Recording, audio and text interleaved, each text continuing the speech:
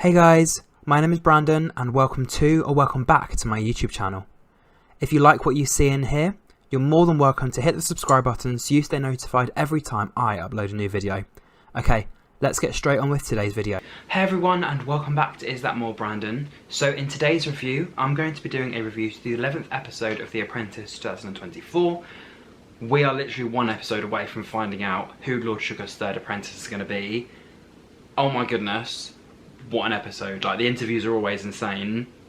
It is very technical and there was a lot of things they were discussing that I didn't really understand, but we now know who our two finalists are. So I'm now going to explain to you how we got there and who has made it there. So at the beginning of the episode, we were told that all 5 of the candidates were going to go to East London to an area called Hilo, which is a building in London, in order to bring their business plans. And the 5 of them were having a quick chat in their house just before they obviously went to the venue, and Trey basically said to the rest of them, look, let's just read our plans from start to finish, good luck everyone. So they all just went to sit in a different part of the house looking through their business plan, and we kind of got an understanding of all 5 of them on more of a personal level.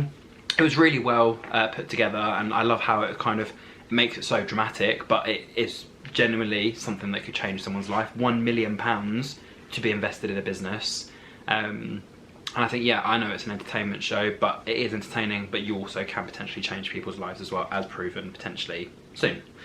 So the first person we were introduced to was obviously Rachel. So far she's had 7 wins in the process. I think out of the 5, she is probably my front runner in terms of, like, one of my favourites. I think she may actually go on to actually win the show. She obviously said to the camera that she's always struggled with her self-esteem, but she knows she's capable. She has a lucrative business in terms of fitness, and Lord Sugar should invest in her, not just for the business.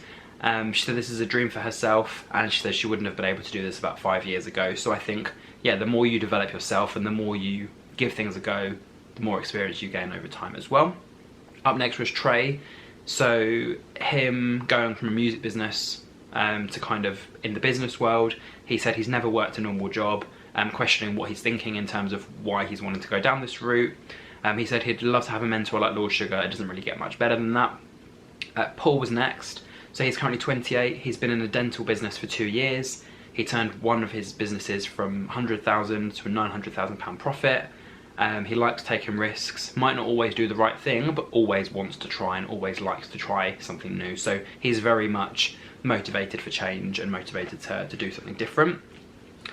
Flo was actually the joint top highest performer, so she's also won 7 of the tasks of the remaining candidates, and she basically said she's had and spent lots of time setting up her recruitment company, and the pressure of the interviews will obviously be quite immense. And finally Phil, he has the worst record of the remaining candidates in terms of losing every single task apart from one. He's had a pie making company which has run in his family for 3 generations, and is kind of engraved in his family heritage, and he wants to prove how much he cares for his business and how much he wants to obviously inspire his children as well. So Rachel said to them, it's the day of the grilling. Phil said he's most nervous to be interviewed by Linda, that if there are weaknesses that they will find them. And we found out that the 4 people doing the interviews were Mike Suter, obviously he's always there, Linda Plant, again she's always there, Claude Littner, and Claudine Collins, who I think she's kind of there and kind of sometimes not, but it's usually different people every time, unless it is those same 4 every time, I'm not 100% sure. And then, yeah, up first it was Phil basically saying it's the fear of not knowing what we're all going to be going into. And Trey was actually the first person to go into an interview with Claude.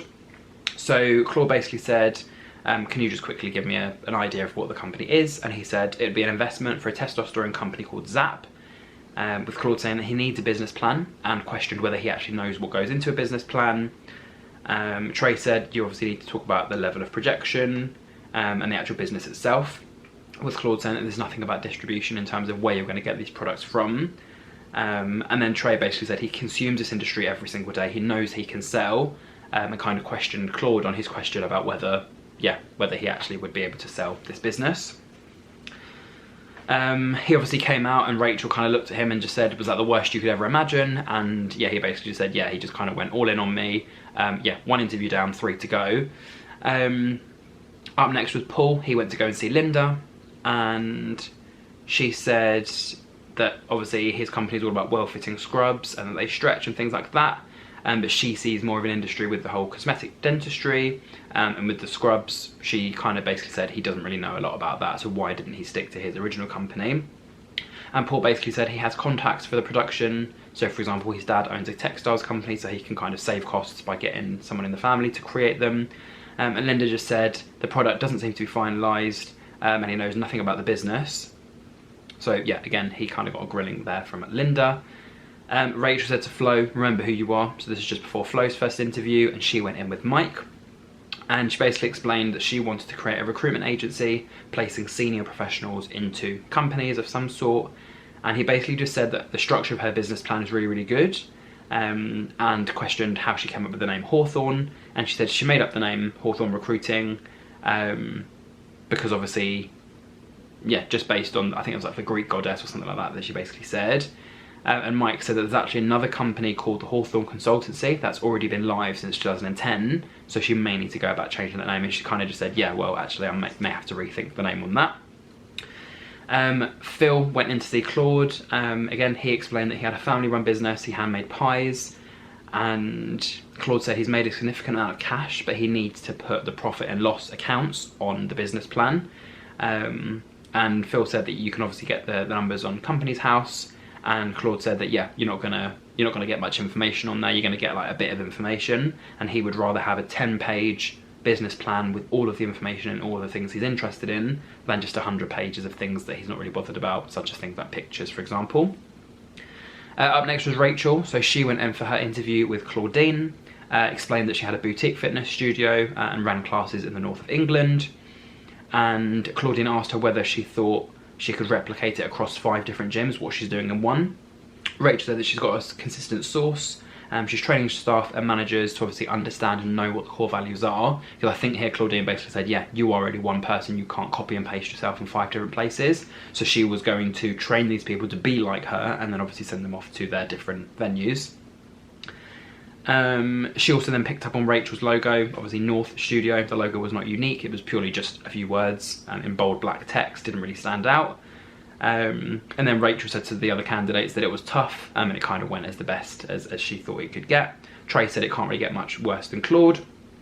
So Rachel went in to see Claude, and we saw straight away Trey went in to have his chat with Linda. So Linda basically said she's never seen anybody like him on the show, and he actually asked whether that was a good thing or not, and she said he's charismatic, unfortunately not like your business plan. She said, are there any evidence or any medical reports about obviously the product you're wanting to create? And he said no, it's more of a personal thing. And she said that maybe this market isn't for him, but he will be successful, he just needs to kind of think of a different idea. So Claude said to Rachel she hadn't provided any of the accounts or profit, and she basically said that all of her numbers are projected starter costs. So she's used £100,000 of her own money to run the first venue, £120,000 for the second venue, equipment is on finance, and Claude basically said it's a little bit too late to explain it, you should have had these costs in the business plan, with Rachel saying to the others, that's what I expected. Phil went in to talk to Mike, with Mike saying that he's that apparently his business has been there since the 1950s. It actually started in 2012. He said that Phil's company started in 1933 as a nod to heritage, so he shouldn't be deceiving customers saying that they started it many years before. And then Flo had a chat with Linda, and she basically explained that she has £31,000 worth of equity funds, which is obviously the global figure. I'm not really sure what that means, but I think that she's talking specifically just about the UK market. And with 153 companies, 20%, there are only 20% of vacancies available. Flo basically explained that's a long-term target for her in the next 10 years.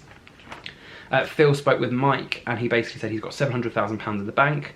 In his first year, he's made a loss, and he's not actually had any accounts in the last 6 months.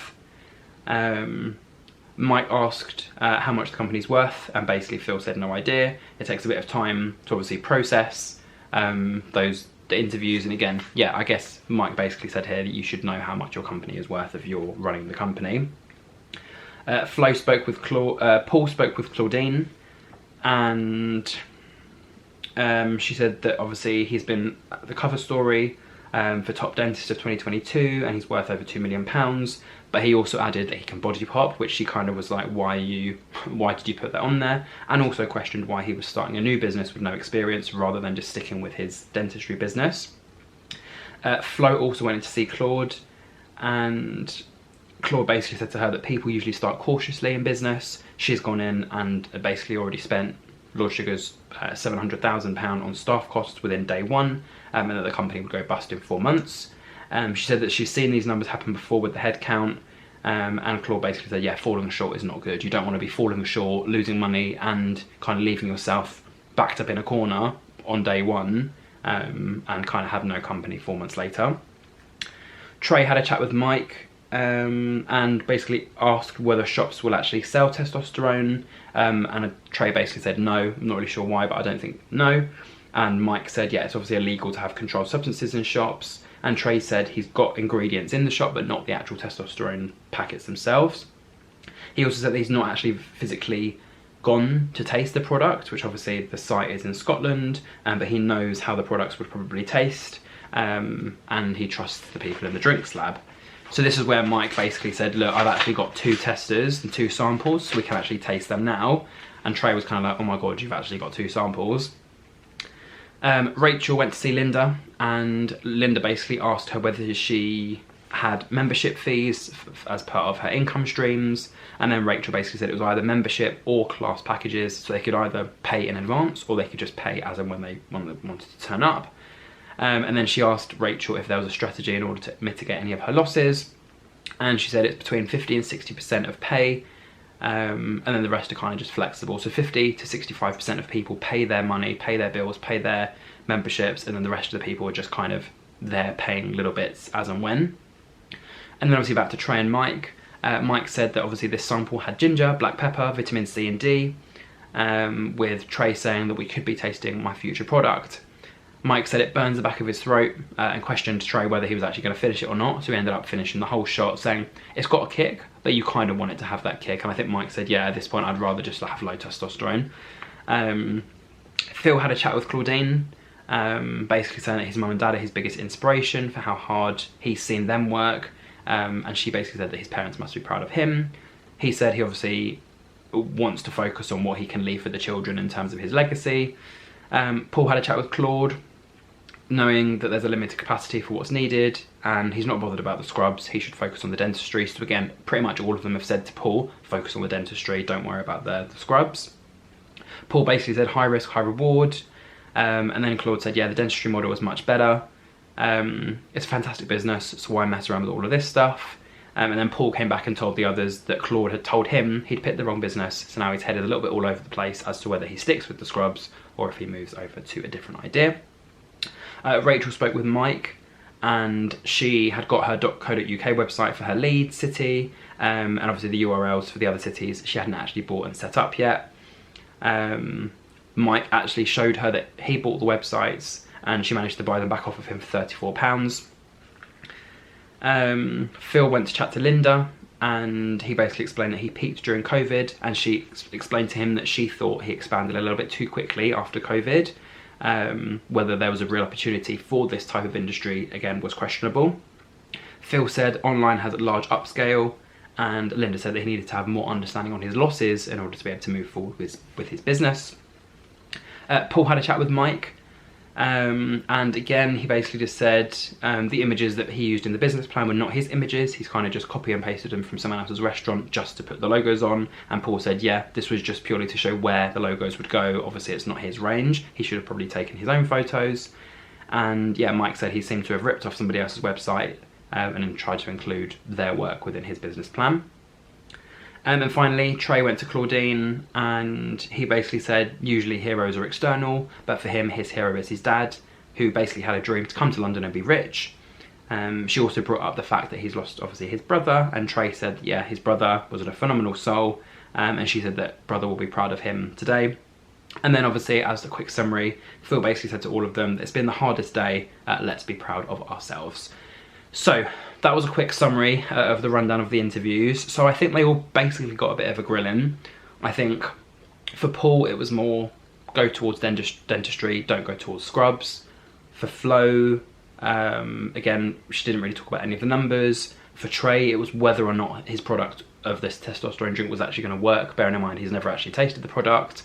For Rachel, it was whether she was actually going to progress, whether she was actually going to do what she did in one branch of the gym classes and things in all of the rest of them.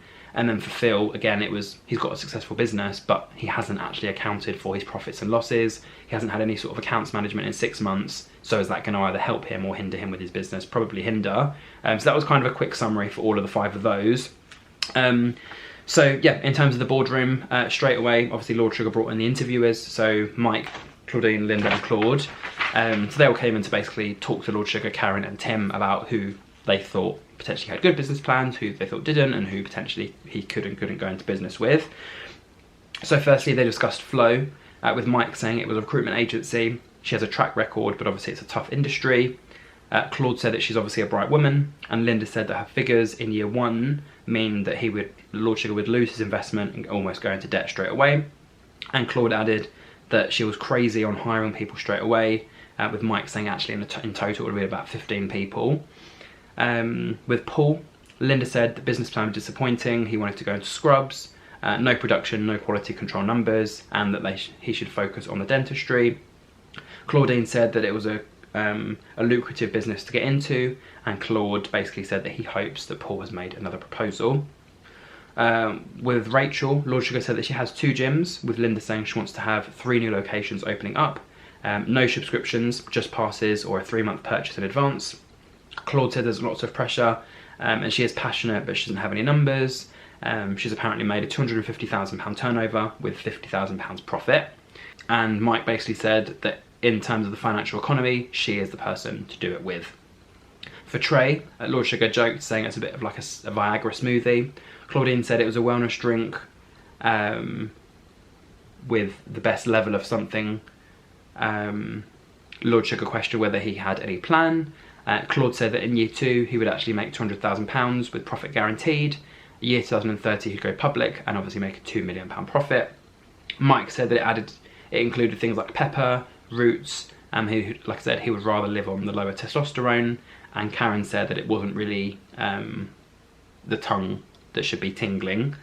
And then finally for Phil, Lord Sugar said that his accounts are impressive, but obviously his business is now at a loss. Linda said that he expanded a little bit too quickly during COVID. Mike said in terms of the money, it'd be £10 per pie versus competition. And Lord Sugar basically said, well actually, because the price of everything else has gone up, he's only making a loss because he hasn't put his prices up. So if he does that, then maybe he can catch up with everyone else. And Mike said again, he's had no accounts for the last 6 months as well. So, boardroom number 2. So obviously the interviewers have now gone. Claude, Claudine, Mike and Linda have given all their feedback and advice. Karen and Tim had their other little bits of jokes. And then, yeah, we basically found out Lord Sugar went through each person one by one to kind of analyse and work out who his final 2 were going to be. So Trey was first. He was obviously going to have a functional shot of nutrients, but there was no level of detail. Trey then explained that it was more of a wellness brand with the additional drink. It wasn't just the drink by itself, it was just having some sort of health related brand. And then Lord Sugar said, didn't you get famous from a song called Show Me the Money? Well, show me the money, let me see the figures. And Trey said, yeah, it's almost like he's used my song against me. Up next, Lord Sugar went to Phil, saying that in 2021 he made a £400,000 profit, and then £100,000, and now obviously a loss. Phil said the food industry was tough for everyone, especially during COVID. And Lord Sugar said he doesn't know what was going on, with Phil saying he would work out how to make a profitable business, or he has already worked out how to make a profitable business. He just needs to kind of get back on that winning train again. Third was Flo, so she obviously wants to go into recruitment, with Lord Sugar saying she wants to have, he's already got 3 recruitment agencies under his belt, and they brought money in within the first 3 months. And and she said that she wants to bring more senior staff, which is why it's obviously going to cost a lot more. He also asked whether it would be temporary or permanent, and she said that the training history would obviously be needed, and a friend of a friend of a friend would have some sort of extra money coming in, which he said, I wish I had friends like that would just give me free money. Up next was Rachel. So he basically said to Rachel that I guess her aim was to expand her gyms, but there was no evidence of her figures, such as her £200,000 profit in the previous year. She said that she spent money on the staff, the rent, utilities. She kept $50,000 for herself and actually then made £50,000 profit in her Leeds gym. And her Harrogate gym opened mid-January, with Lord Sugar questioning her the fact that there was no subscriptions available. Yes, that's an easy change, but if you're not already doing it, does it show you're actually into the business? And finally for Paul, Lord Sugar said that he's already got a successful dental practice. It's almost delusional for him to be in partnership with a completely different company. Lord Sugar said it'd be like 400,000 to buy, and no business plan, with Paul saying he's had £65,000 of profit, £300,000 turnover. And Lord Sugar basically explained that it's not the first time someone has changed their idea. So Paul basically said, yeah, in terms of the dentistry business now, which he was happy to change over to, he would obviously donate some of the money to Pudsey and some of the money would be for the refurb. So I guess it's good that he's going to donate some money to charity. And this is where we found out who was getting fired and who was getting potentially hired. So Lord Sugar looked at Trey straight away and said, look, sometimes you learn as you go along. Unfortunately, your business is just not up my alley. So Trey was fired. Trey came 5th. He then looked at Flo and said, I think you've underestimated the difficulty. And she basically just said, look, I've worked really, really hard. I know I can prove myself. And Lord Sugar said, look, unfortunately, I do have to let you go. So again, Flo also fired. So she came 4th. So we had Rachel, Phil and Paul left. Paul basically explained to Karen that he obviously scrapped his business plan and he needed to he needs to now understand the numbers. Oh no, sorry. Fuck this, sorry. So with Rachel, Paul and Phil, they all had to go outside of the boardroom, and Lord Sugar asked both Karen and Tim what they thought about the both of them. So for Paul, Karen said that he scrapped his initial business plan. He needs to understand his numbers on his dentistry business. For Rachel, Tim said she's been very clear. She's turning over money. She just doesn't have any evidence of it. And then for Phil, Karen said, I like Phil. He has a good business, but he's had no profit or loss in the last 6 months. Again, not sure where those numbers are coming from. So again, 2 of them don't have the figures, and then 1 of them just needs to understand his own numbers. So Lord Sugar said that with Phil, there was something strange about him. Obviously that he left his financial information out, and whether he understands the bolts of the business. With Rachel, in her first year, she made an £85,000 turnover, closed for COVID, and she's obviously got a model to copy for her second and third other cities. Paul basically had 13 hours to think about his business. He would offer 50% for £250,000 for his second practice, not his third practice. And Paul basically said he's already reached capacity for his first venue. So I think at this point, Lord Sugar was trying to do him a deal. He was like, look, if you give me 50% of your original dentistry that's clearly doing well, then we can go half and half and I can bring you through to the final. If you're only going to do a partnership for me on the second venue, then I'm not interested. So Lord Sugar again asked Paul, I want 50% partnership in the total of your business, not just the second venue. And Paul said, unfortunately, I wouldn't be able to do that because I guess he wants to make the money himself. And he basically just said, well, Rachel, you're through to the final. Phil, you're through to the final. And then Paul, unfortunately, because you were not able to, you know, come to that agreement or deal with me, I am going to unfortunately have to lose you. So Paul, you're fired. So in the final, we found out it was Rachel against Phil. And Lord Sugar said, one of you will be my business partner. Paul said that he's learnt so much from Karen and Tim. And Rachel basically said to Phil that she couldn't believe she was here, she was in shock. And Rachel replied saying it's the pies versus the gyms. So that's what we've got up to at the end of episode 11. We now have Rachel and we now have Phil. They are the final 2. We've lost 16 candidates in this process. What a journey. And actually I do just want to mention no one actually quit the process. Usually with these episodes, or usually with this show, there's always someone a few weeks in that decides it's not for them. But I'm glad all 18 of them actually stuck it out. Apart from obviously the ones that got fired at the beginning, that kind of, yeah, they just didn't really have much time to actually build a profile for themselves. It was just one little mistake gone, where everyone else has actually been able to progress and move forward. So yeah, I think Phil and his pie business, it's very, very strange to see the highest performer and the lowest performer both in the final. But I think Phil is a very good guy. He clearly makes a lot of money. He's clearly got a good family and support behind him. £10 for a pie is not exactly that bad if it's a quality pie, and if it's, you know, based on like history, and you know, you've done it for generations. It's a generational thing, so it's not the price as the price of the pie, it's the price of having the experience of having that kind of family tradition. And then with Rachel, she's having specific like gyms, memberships, that kind of thing. So similar to what some of the others have done previously, like a gym or a sports related thing. So yeah, that's kind of it for now.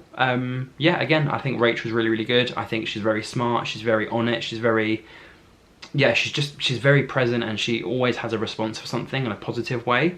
I just think, yeah, the fact that she didn't include her numbers in her business plan, and that Phil hadn't had an account manager or whatever for the last 6 months, both of those are little flaws.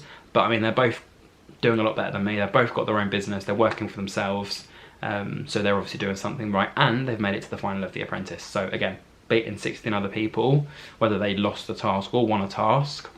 And Rachel also survived a double firing as well, just before the final 5. So yeah, they've both got something to prove for themselves, because any of them could have gone at any point, but it was these two that managed to survive. So yeah, if you did enjoy my review, don't forget to like, comment, share and subscribe. Episode 12, we are seeing Rachel against Phil. They're going to be doing their speeches, pitching, branding. I think they're going to bring some of the extra cast back to just obviously make up the teams for them. I think I saw some snippets of Steve, Raj, Sam, all coming back, for example. So yeah, let's see what happens, and yeah, may the best Rachel, Jim, or Phil Pie Man win. So until my next review, thank you for watching. We're nearly at the end, we've nearly found The Apprentice, and until then, thank you very much, and goodbye.